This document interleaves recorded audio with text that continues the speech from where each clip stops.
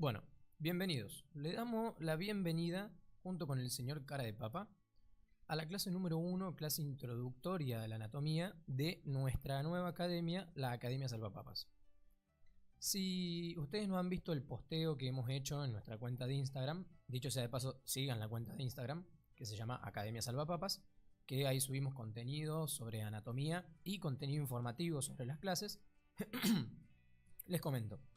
Nosotros somos un conjunto de estudiantes de medicina, avanzados en la carrera de medicina, y vamos a estar brindando un curso online de 2 semanas de acceso público y gratuito sobre anatomía normal. Este curso lo vamos a estar dictando martes, jueves y el domingo. Los martes y los jueves a este horario de 22 horas, y el domingo horario a confirmar. Lo vamos a estar subiendo acá a la cuenta de Instagram. El curso tiene un carácter online, como les acabo de decir, y aparte les vamos a brindar la posibilidad de dejarnos sus dudas en los comentarios para que nosotros, una vez que terminemos la clase, despejemos esas dudas. Nos vamos a tomar 15, 20 minutos para despejar las dudas que nos dejen en los comentarios. No tengan miedo de comentar las dudas, por más que ustedes crean que sea una duda pava, que estoy seguro que en algún otro lugar, algún estudiante de anatomía va a tener la misma duda. Así que se van a ayudar a ustedes y lo van a ayudar al otro estudiante. Así que bueno, vamos a comenzar con la clase de introducción, osteología, miología y artrología. Prácticamente generalidades sobre la anatomía. Bien, ¿ustedes qué opinan? La anatomía, para darles como un pie a lo que se van a enfrentar, ¿es una materia difícil? Lo que sí les puedo decir de la anatomía es que es una materia troncal en todos los primeros años de las carreras de ciencias de la salud. Nutrición, kinesiología, fonoaudiología, medicina. Entonces, es una materia, lo que sí, muy larga. Pasan de ver materias del secundario, por ejemplo, si es que vienen del secundario y pasan a la universidad. Con un contenido acotado, y pasan a lo que es la anatomía, que tiene un contenido muy vasto, pero no por eso significa que sea difícil. En realidad es una materia fácil, pero es difícil de estudiar. ¿A qué voy con esto? La anatomía tiene un prejuicio. ¿Cuál es ese prejuicio? Que es pura memoria. La anatomía, el prejuicio es que tienen que sentarse a memorizar y repetir y repetir y repetir como loros hasta que les entra en la cabeza, y después van ¡pum!, y lo escupen en el parcial o en el final, salen de ahí, hacen una cuadra y se olvidaron todo. Bueno, no es tan así. Yo les voy a mostrar una forma más fácil de aprender anatomía. Cierto que la memoria cumple un rol fundamental a la hora de aprender anatomía. Eso se entrena. Pero ¿qué pasa? La memoria más el razonamiento, principalmente el razonamiento espacial, que ahora lo vamos a ver, eso es saber anatomía.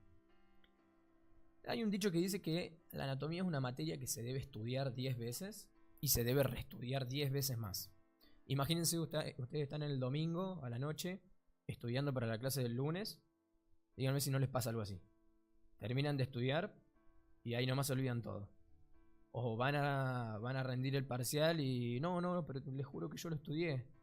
Y bueno, ese es el problema de la memoria, de meter todo a golpe en la cabeza. Si uno aporta a esa memoria un poco de razonamiento, es más fácil que el contenido que ustedes ingresaron sobre anatomía se retenga por más tiempo. Pero es una materia especial, porque todo el mundo debe reverla, debe repasarla para no olvidársela.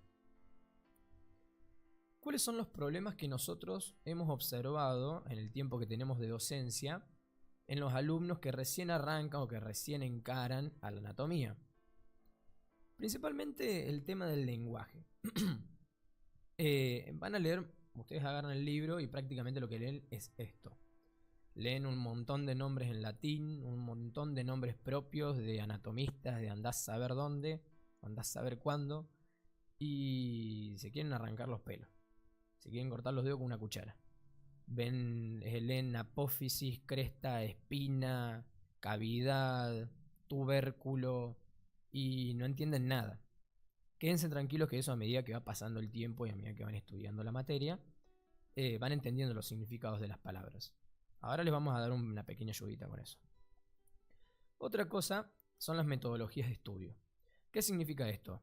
No se trata en sí de la metodología de estudio, sino de conocerse a ustedes mismos qué metodología de estudio es la que a ustedes les va a servir más. Si ustedes son más de estudiar por la mañana, estudien por la mañana. Si son más de estudiar por la noche, por la noche. Si les resulta más fácil estudiar en conjunto con una persona que hay un tema que a ustedes les cuesta y a él les resulta fácil y se los puede explicar, háganlo. Hay otras personas que les resulta mucho más fácil estudiar solos en la tranquilidad de su departamento. Eso ya depende de ustedes y de cómo se conozcan ustedes mismos. Este tema es muy importante. ¿Por qué? Porque ustedes cuando agarran la materia prácticamente quieren hacer esto. Quieren pintar con una brocha todo el libro. Y no es tan así. Hay temas que son más importantes que otros. Hay temas que son innegociables, como yo les llamo, el cual es un boletito garantizado al bochazo. Les doy un ejemplo. El primer parcial, por ejemplo, si ustedes ven anatomía topográfica, es el parcial de cabeza y cuello. En todos los libros de anatomía se arranca con cabeza y cuello. Ustedes no pueden ir a rendir un parcial en donde un tema sea cuello sin saber planimetría de músculos de cuello. Es como ir a un parcial de cuello sin saber nada de cuello. Entonces, tienen que aprender lo general antes de aprender lo fino. Les doy otro ejemplo. No pueden ir a un parcial de cuello sin saber las ramas colaterales de la arteria carótida externa, por ejemplo, una arteria muy importante, pero sí se saben de memoria todas las colaterales, que son 14, de la arteria maxilar interna.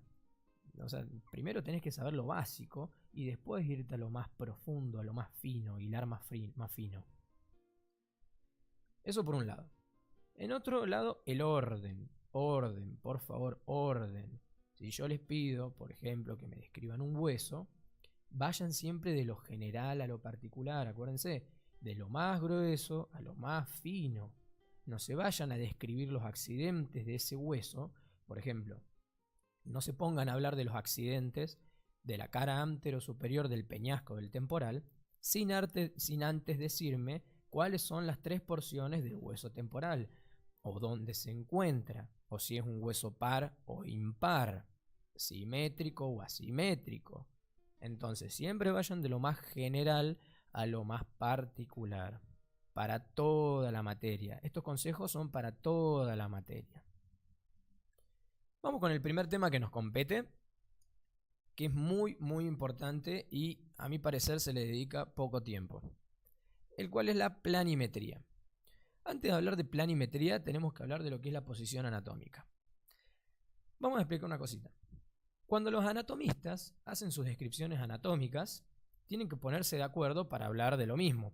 Para de lo que yo estoy diciendo que es superior, sea superior en todas las personas. Para lo que yo estoy diciendo que sea anterior en todas las personas. Entonces, para poner términos particulares y que sean en todas las descripciones anatómicas iguales, se planteó una posición anatómica a partir de la cual se van a realizar todas las descripciones. ¿Cuál es la posición anatómica? Es una persona con la mirada al frente, los miembros superiores en ligera abducción o separación, con la palma de las manos mirando hacia adelante. Esto se denomina ensupinación. Los miembros superiores también mirando hacia adelante, con la punta, con los tobillos casi juntos y los pies hacia adelante. Entonces, esta es la posición anatómica vista de frente, desde posterior y desde lateral. Bueno, ahora tenemos otro temita. Para realizar las descripciones anatómicas, primero que los anatomistas utilizan formas geométricas y después utilizan comparaciones. Esto está sacado del libro de Testú, esta frase está sacada del libro de Testú. Estas comparaciones, y a su vez geométricas, por ejemplo, las van a leer en, hueso maxilar superior.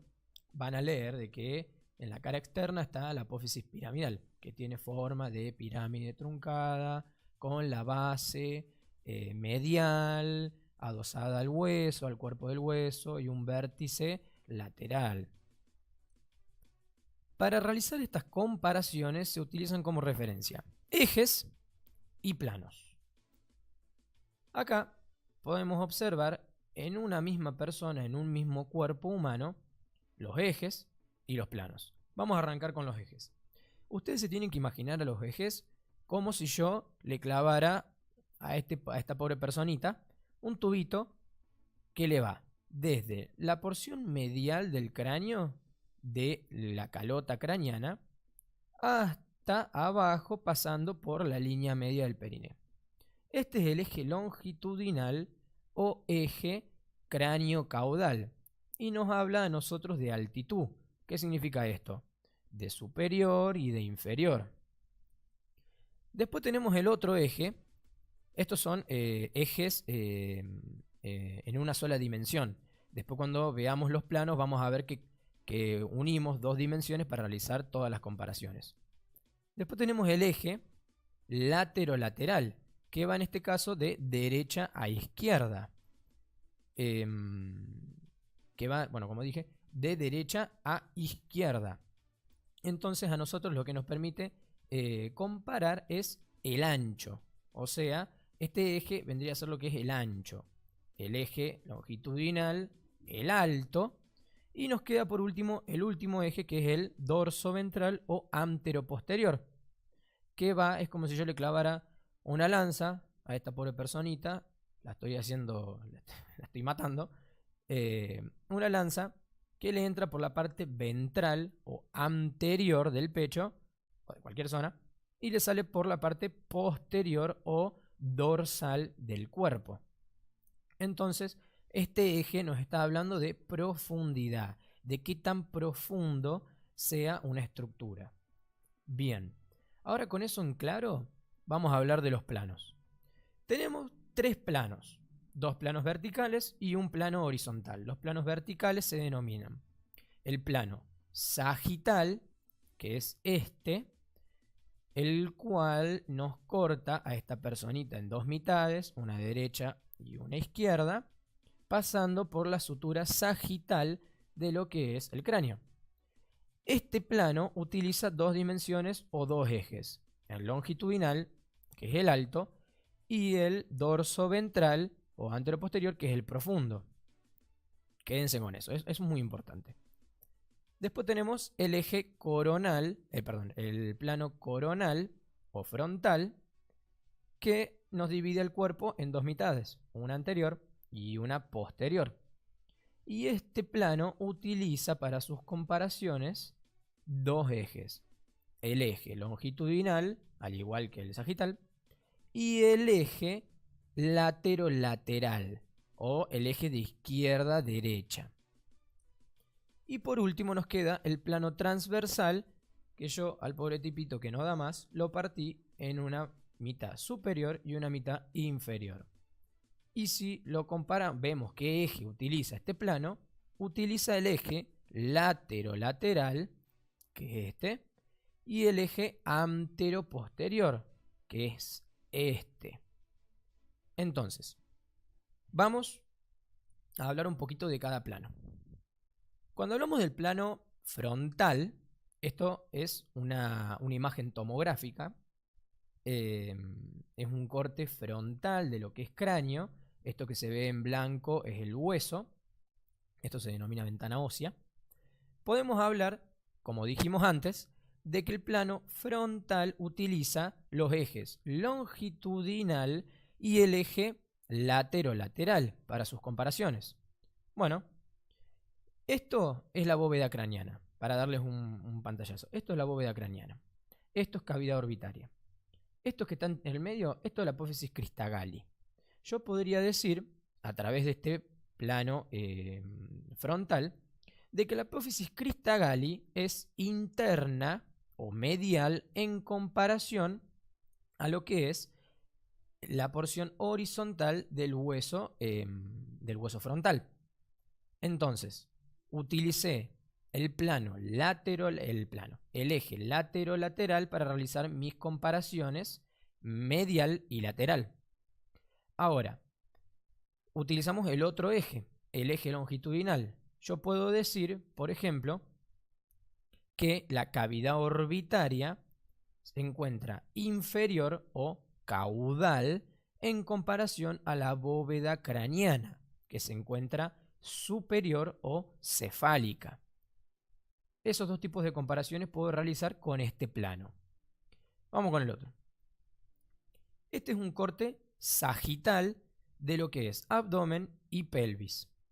Si ustedes recuerdan lo que dije del plano sagital, el plano sagital utiliza el eje antero-posterior, esto es anterior, esto es posterior, y el eje longitudinal, esto es superior y esto es inferior.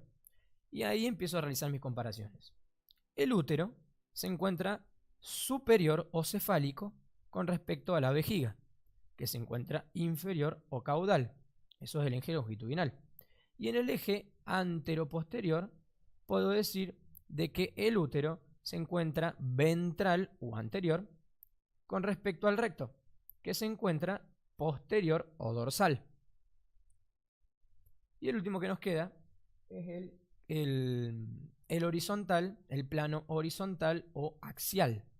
Esta es una base de cráneo, que yo la corté, lo estoy viendo desde arriba, y esto es anterior, esto es posterior, esto es derecho y esto es izquierdo.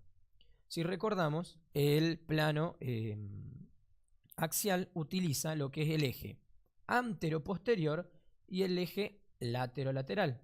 Entonces puedo decir de que el etmoides, que es este en amarillito, se encuentra en un plano o se encuentra anterior con respecto al foramen magno, que se encuentra posterior o dorsal. Mientras que el hueso parietal se encuentra lateral en comparación a la silla turca del efenoides, que se encuentra medial, utilizando el eje latero-lateral. Bueno, espero que eso ya haya quedado en claro. Vamos a pasar al siguiente tema. ¿Qué es el aparato locomotor? Antes de hablar de osteología, vamos a hablar de aparato locomotor. El aparato locomotor está compuesto por dos sistemas. El sistema osteoarticular, acá tenemos osteo de hueso y articular de articulaciones, y el sistema muscular. El aparato locomotor sirve para la locomoción, para moverse prácticamente. Entonces, está compuesto por una parte pasiva, que no es móvil, voluntariamente no es móvil, y una parte activa que sí es móvil voluntariamente y que son los músculos. Entonces, ahora vamos a pasar a describir cada una de estas tres partes que conforman el aparato locomotor. La osteología. ¿Qué es la osteología? La osteología es el estudio del esqueleto. El esqueleto, como se puede definir, es un conjunto de huesos, los cuales están unidos entre sí a través de las articulaciones y movilizado gracias a los músculos.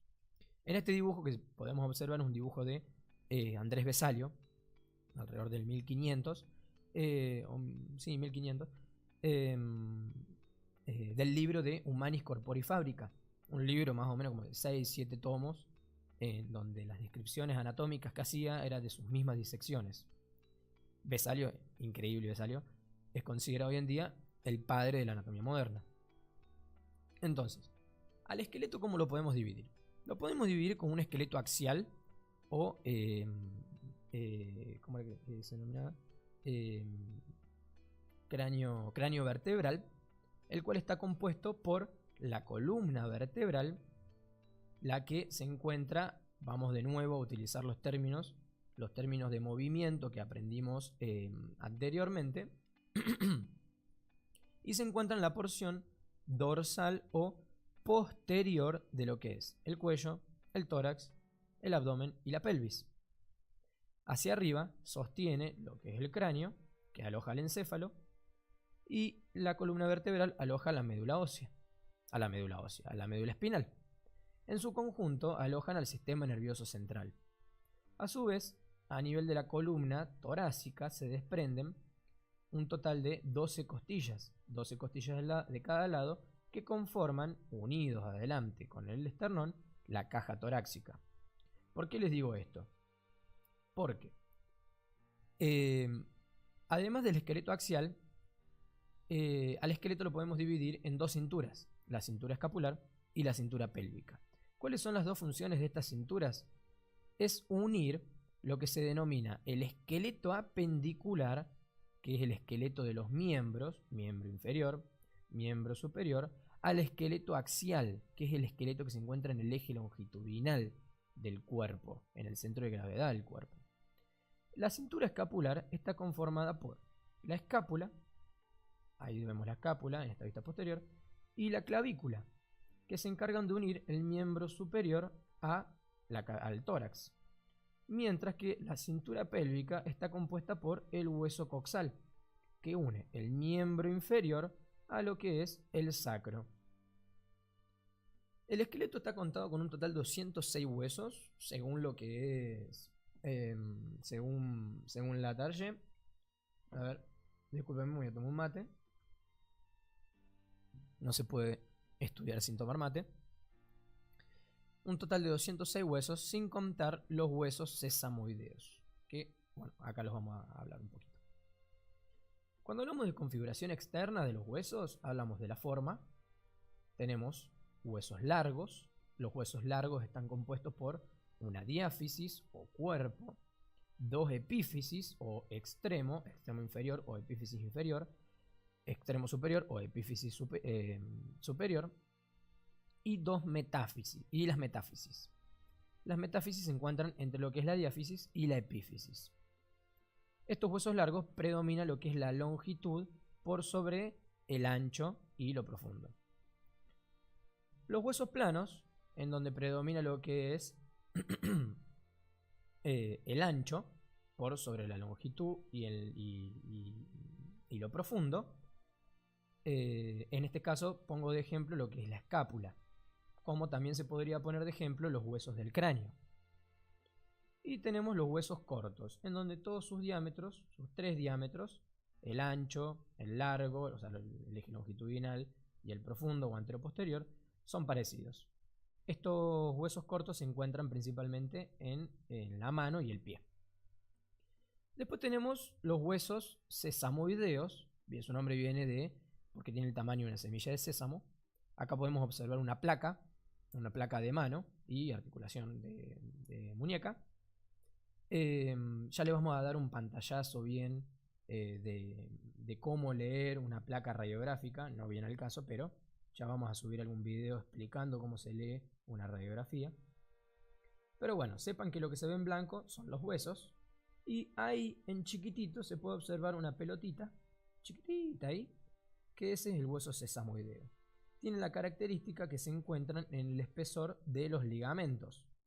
En este caso se encontraría en el espesor de un ligamento del pulgar. Y después tenemos los huesos neumáticos.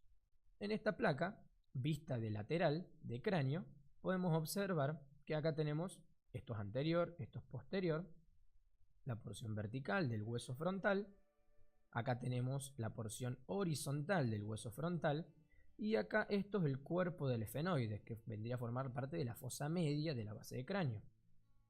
Y bueno, acá tenemos la fosa posterior con el hueso occipital. Acá tenemos dos espacios. El hueso se ve blanco, se dice que se ve radio opaco, mientras que lo que es aire se observa negro. Entonces, ¿qué es esta pequeña cavidad negra que se observa ahí? Es aire. Justamente se encuentra en el espesor del hueso frontal, porque el hueso frontal es un hueso neumático. Posee una cavidad llena de aire, por eso se ve negro o radiolúcido.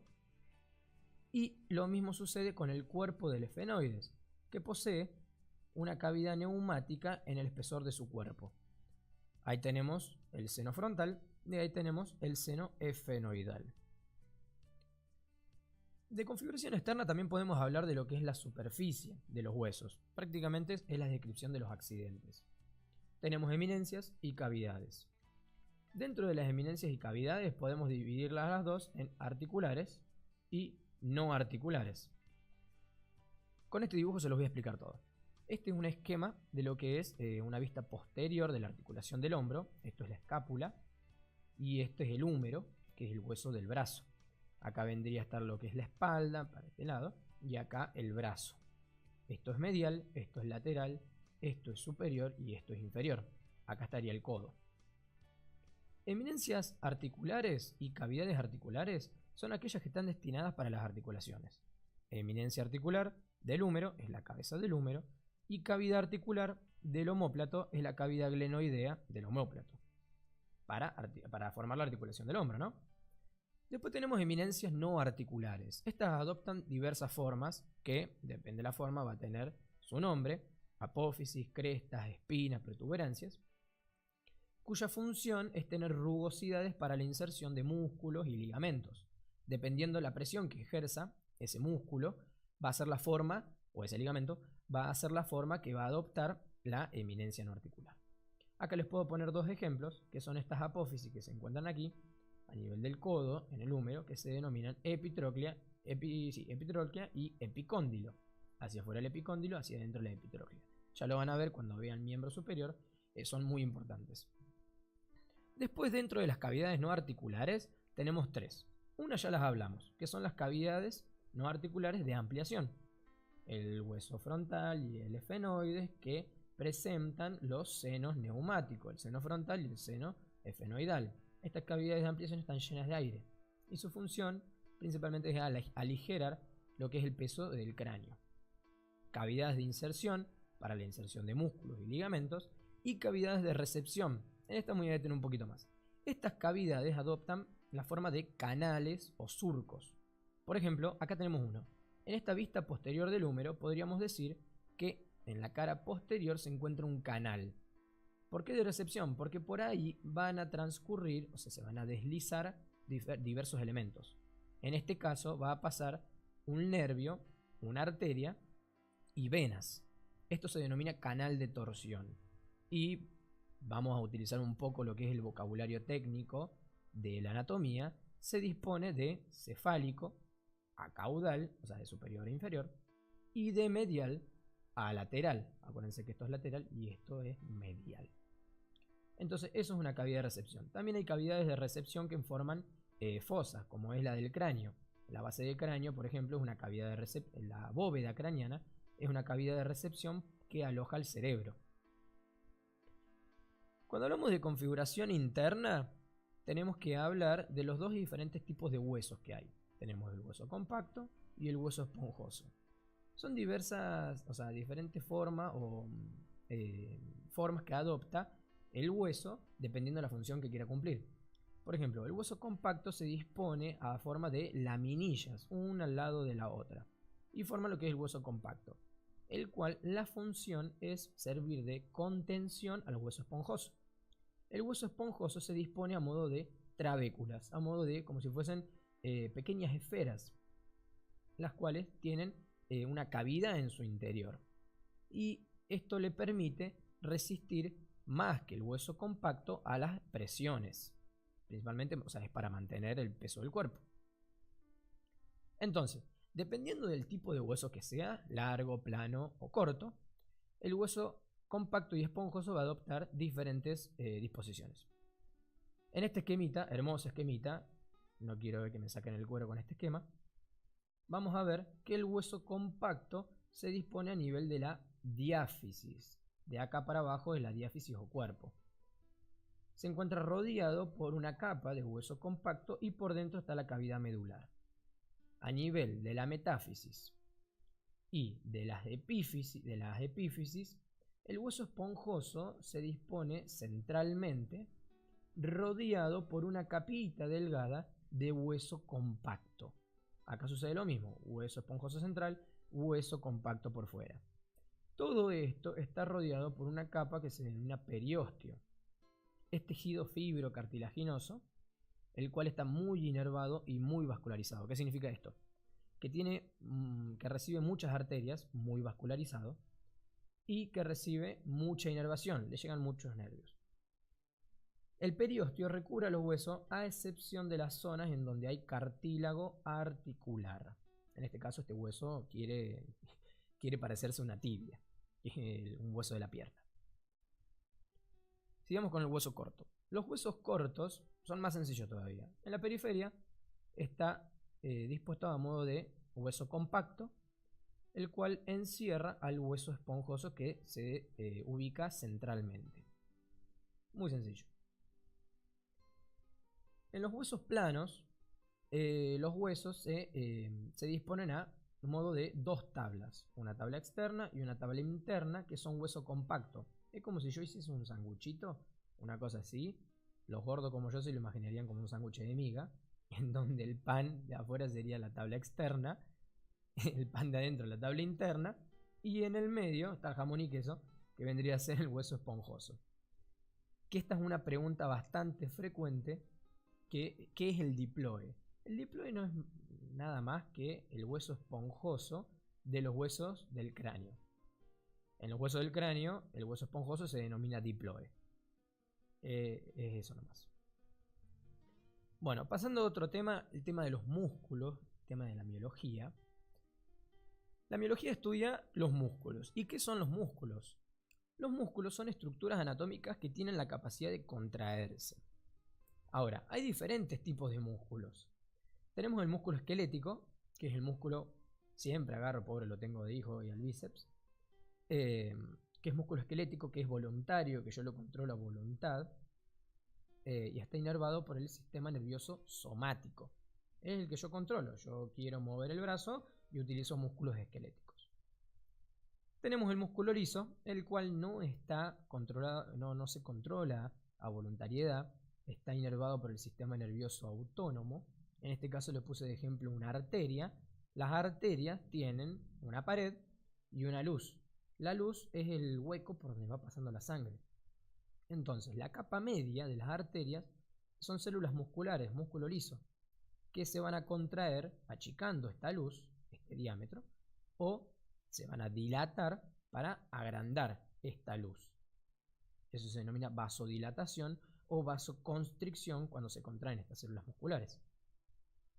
Y después tenemos el músculo, un músculo espectacular, que es el músculo cardíaco, que tiene una capacidad, es músculo especializado, que tiene una capacidad única, que es la de autoinducirse. Tiene una capacidad que se denomina automatismo. Si ustedes buscan alguna vez un video de un trasplante cardíaco, van a ver de que el corazón, cuando sacan el corazón sigue latiendo unos segundos, pero es por esta capacidad del corazón de autoinducirse a contraerse. No necesita de que venga un nervio y le diga contraete. La misma célula del corazón se contrae por sí sola. Por eso es que es un músculo especializado. Bueno, para clasificarlo podemos clasificarlo según la situación del músculo.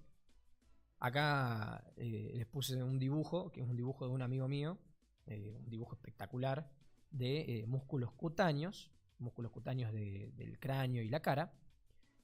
Según la situación podemos dividirlos en superficiales, cuando están bien por debajo de la piel, o músculos profundos, cuando se encuentran por debajo de una aponeurosis. Ya vamos a explicar qué es una aponeurosis. Y se insertan por lo general a nivel de los huesos. Los músculos superficiales se insertan por lo general en tegumentos de la piel, o sea, se insertan a nivel de la piel. No se insertan en huesos.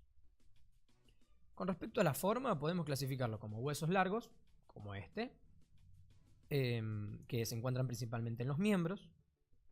Músculos anchos, que los vamos a encontrar en el tórax y en el abdomen, en donde son por lo general músculos aplanados. Ya van a ver que un músculo muy importante que tienen que saber que es el músculo diafragma, es un músculo ancho. Músculos cortos, que se encuentran en articulaciones que no tienen mucha movilidad, o sea, mucho trayecto de movilidad, como son los músculos que se encuentran acá en la mano, que tenemos el músculo flexor, el abductor y el oponente del pulgar. Y músculos anulares, cuya función se encuentran a modo de como si fuese un circulito, en este caso es el conducto anal. Este se denomina el esfínter externo del ano, que funcionan a modo de esfínter, que cuando se contraen cierran un conducto o un orificio.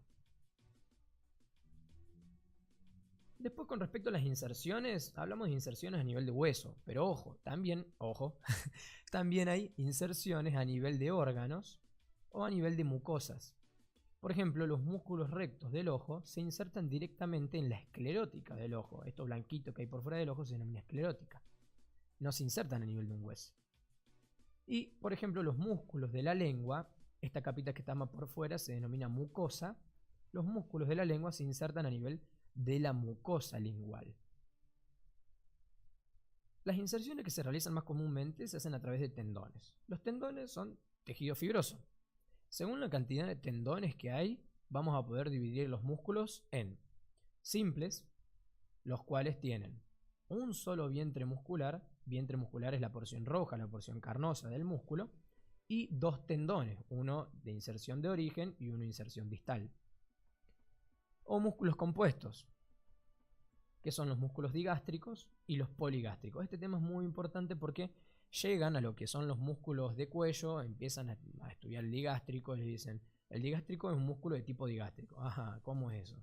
Bueno, los músculos compuestos de tipo digástrico son más o menos iguales, nada más que en vez de tener un solo vientre muscular, tienen dos porciones carnosas y un tendón intermedio.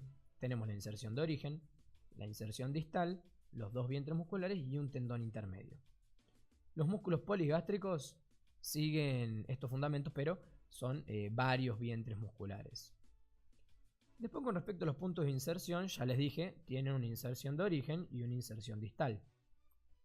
Esta inserción de origen de distal pueden comportarse como punto fijo o punto móvil. Por ejemplo, esto es más lo que es terminología de movimiento, ¿no? En este caso el bíceps tiene una inserción de origen, que vamos a poner el punto fijo en el omóplato, y un punto móvil a nivel de su inserción distal en el radio. Cuando yo contraigo el bíceps, por ejemplo estoy en el gimnasio, estoy con las mancuernitas y quiero llevar el antebrazo sobre el brazo, el punto fijo se queda quieto. El punto móvil es el que se acerca al punto fijo. Ahora, esto es en la acción de levantar las mancuernitas en el gimnasio. Pero yo, por ejemplo, si estuviese haciendo dominadas, que es otra actividad, el punto fijo se encuentra en el antebrazo, se encuentra en la inserción distal del radio, mientras que el punto móvil, que es la que se acerca al punto fijo, va a ser la inserción del omóplato. Este cambio del punto fijo y móvil se da en la acción de escalar. Este tema es muy importante. Por ejemplo, en mi primer parcial de anatomía recuerdo que la primera pregunta que me hicieron es ¿qué es una aponeurosis? ¿Qué es una fascia? Y yo me quedé como recalculando, porque yo sabía que existían las aponeurosis, pero no sabían qué eran.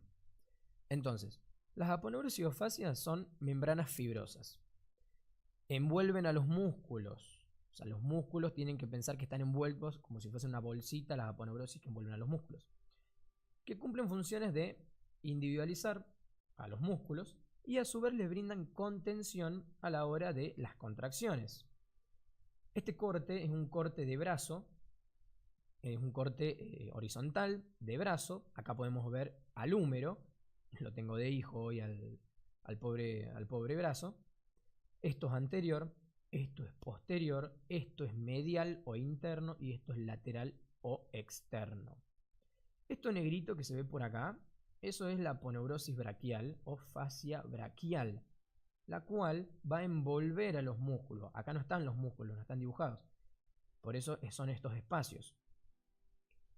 Dependiendo que sea por delante o por atrás del húmero, vamos a dividirlo en un compartimiento anterior y un compartimiento posterior. Si ustedes ven, esta aponeurosis braquial se tabica, se divide, porque separa los músculos. Tenemos un compartimiento para el bíceps, que es este, y un compartimiento posterior, o sea, anterior pero más profundo, que es para el músculo braquial anterior. Son dos músculos de la región anterior del brazo, pero están separados por las aponeurosis. Les da individualización a los músculos. Lo mismo pasa con el tríceps. Está envuelto y separado del compartimiento anterior por la aponeurosis braquial. Pasamos al último tema de este video, que es la artrología. El ser humano es un hombre que las diversas partes de su cuerpo están articuladas. ¿Qué significa esto? Que las articulaciones unen dos segmentos por ejemplo, de un miembro. Va a unir lo que es el miembro superior a lo que es el tórax. Pero ¿qué sí es una articulación? Es un conjunto de estructuras que unen dos o más huesos. Como ya les dije, el húmero está unido al omóplato a través de la articulación del hombro. A las articulaciones las podemos clasificar según su movimiento o según el tipo de tejido que lo une. Según el movimiento tenemos de menor a mayor movimiento las sinartrosis, que son inmóviles, las anfiartrosis, que son semimóviles, y las diartrosis, que son móviles. Según el tejido articular tenemos fibrosas, o sea que están unidas por tejido fibroso, que son las sinfibrosis, cartilaginosas, que están unidas por tejido cartilaginoso, que son las sincondrosis, y sinoviales, en donde no hay ni tejido fibroso ni cartilaginoso, nada más hay una membrana sinovial. Vamos con las primeras, que son las sinartrosis, las articulaciones inmóviles. Dentro de ellas tenemos lo que son las sinfibrosis, unidas por tejido fibroso, y tenemos las suturas, que dentro de las suturas tenemos varios tipos. Estas suturas, que están unidas por tejido fibroso, tienen la característica de estar unidas por tejido fibroso corto. Ya van a ver por qué se los digo. Tenemos suturas dentadas, en donde están unidas a través de dentelladuras o dientes que articulan. O sea, digamos, son a este diente le corresponde esta cavidad, o digamos, esta concavidad le corresponde esta convexidad, y en el medio está unido por tejido fibroso corto. Estas son las articulaciones del cráneo. Después tenemos la articulación plana o armónica, que las superficies articulares son lisas. Estas son, el ejemplo es la de los huesos propios de la nariz. Después tenemos las escamosas, en donde el corte de las superficies articulares está hecho en bisel. El ejemplo de esta es la articulación temporoparietal, del parietal con la escama del temporal, y la esquindilesis, cuyo único ejemplo es la articulación del cuerpo del efenoides y el vómer. El cuerpo del efenoides, en su cara inferior, tiene lo que se denomina una cresta, la cual articula con la ranura del hueso vómer. Después tenemos la sindesmosis. La sindesmosis lo que tiene, a diferencia de las suturas, es que están unidas por tejido fibroso también, pero es un tejido fibroso largo, las fibras son más largas. Y tenemos dos tipos: las membranas interóseas, fíjense que es tejido fibroso largo, y los ligamentos, también es tejido fibroso largo, como la articulación estiloioidea.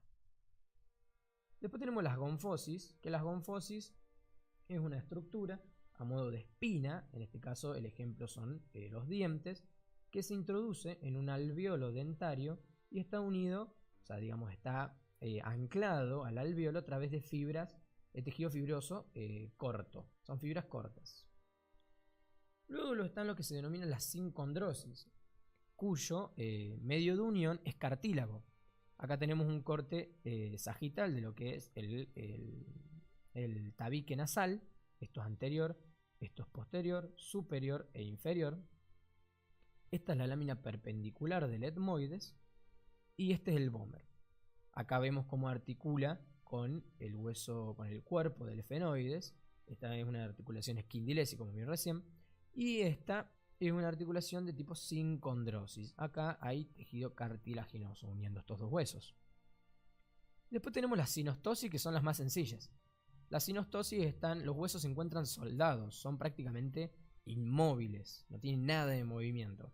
Y el ejemplo claro es las vértebras sacras y coxígeas. Luego tenemos las anfiartrosis. Las anfiartrosis, el ejemplo más claro, el ejemplo típico, es la columna vertebral. Los huesos de la columna vertebral, o sea, las vértebras, no están unidas, no están directamente unidas entre ellas, sino que están unidas a través de un disco que se denomina disco intervertebral. Esto vamos a poner el nombre y apellido. Esta podría ser la vértebra L1 y está la L2, lumbar 1, lumbar 2. Y acá tenemos el disco intervertebral, el cual vamos a poner que esto es superior, esto es inferior, esto es anterior y esto es posterior. Vamos a decir que este disco intervertebral tiene una parte periférica, la cual es tejido fibroso, que está dispuesto a modo de laminillas, y una parte central que se denomina, que vendría a ser como una gelatina, que es el núcleo pulposo. La función de este núcleo pulposo es cuando se realizan los movimientos de la columna, acompañar a esos movimientos y amortiguarlos. Por arriba y por abajo, las superficies articulares tienen un cartílago articular, un cartílago de revestimiento articular, y por delante están cerradas por lo que se denominan los ligamentos vertebrales comunes anterior y posterior, o ligamento longitudinal anterior, ligamento longitudinal posterior. Vamos con las últimas, y es lo último esto. Estas son las articulaciones más móviles, las más complejas, pero las más lindas. Las diartrosis o las articulaciones móviles tienen componentes comunes a todas ellas, pero a su vez tienen componentes particulares, digamos, que vendrían a ser los ligamentos. Los componentes comunes, miren este super esquema, me forcé mucho, así que no me saquen el cuero, por favor.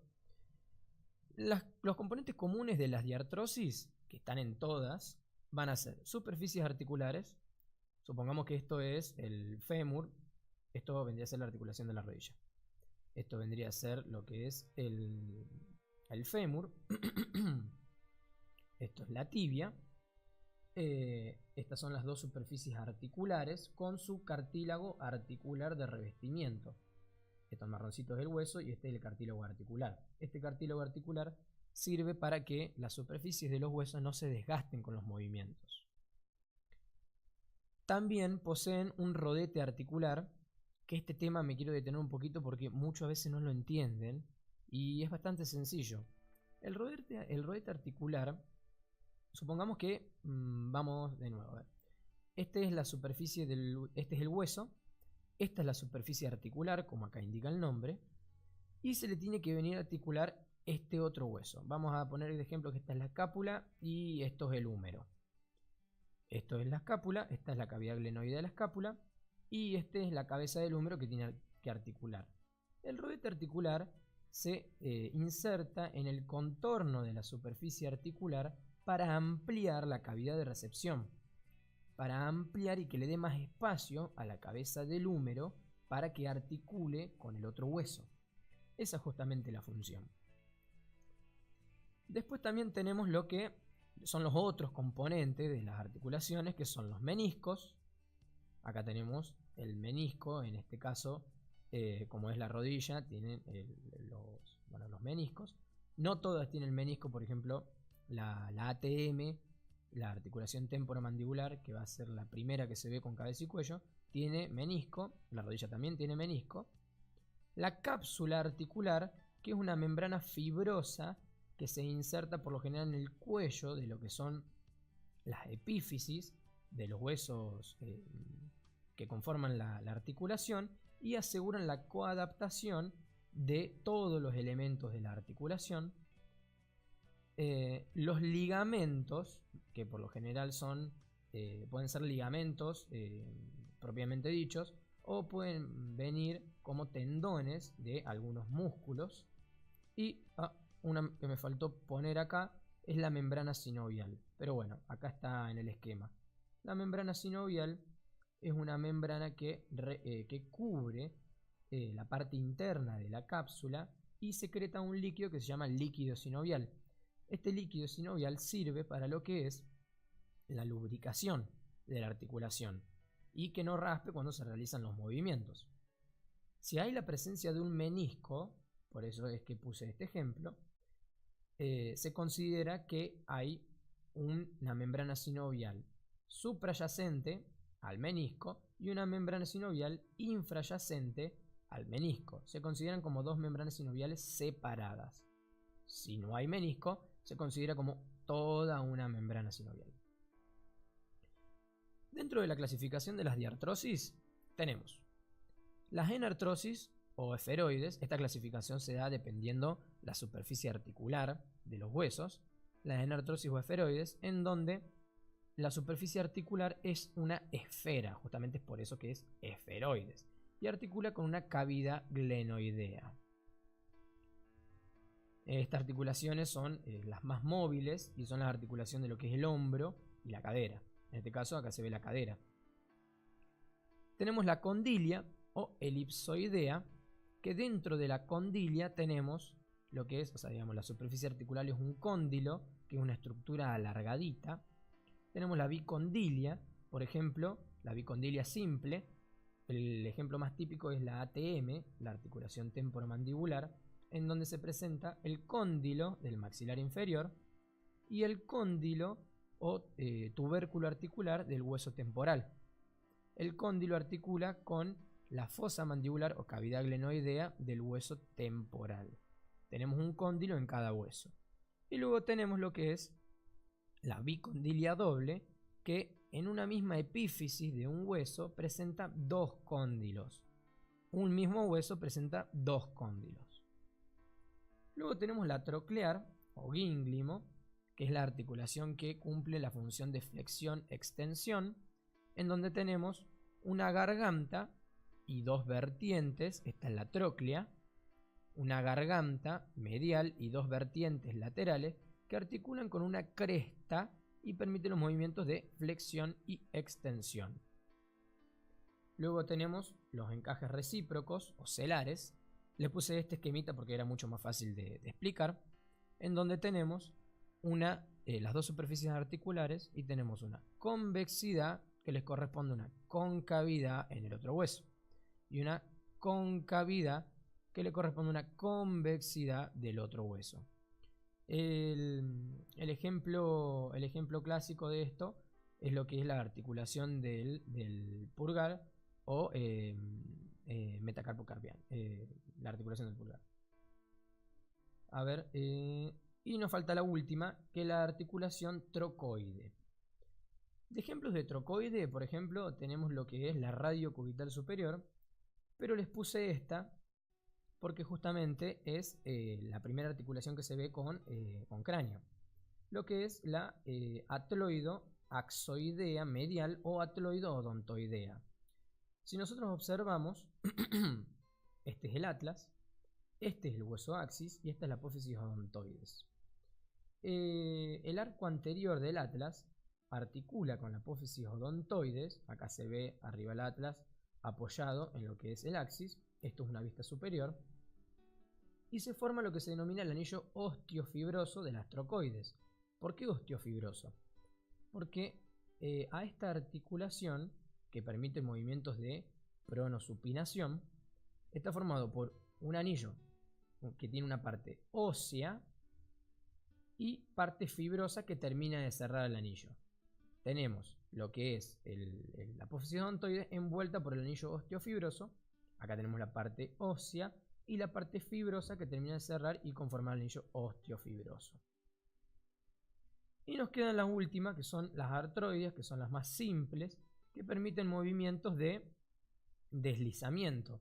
Las dos superficies articulares son planas y se deslizan una sobre la otra. Son las diartrosis con menos movimiento. Bueno, eso ha sido entonces todo por la clase de hoy. Hemos visto muchos temas, muchos de ellos parecen no importar, pero os aseguro que son temas muy, muy importantes que a la hora de ver los demás temas de la materia, vamos a arrancar con columnas la próxima clase. Vamos a estar el jueves dando lo que es jueves, 10 de la noche, la parte de columna y articulaciones de la columna. Y el domingo lo que es cráneo y huesos de cráneo. Si ustedes manejan bien todos estos términos de aparato locomotor, de planimetría, todo lo demás les va a resultar más sencillo. Muchas gracias y nos vemos entonces el jueves.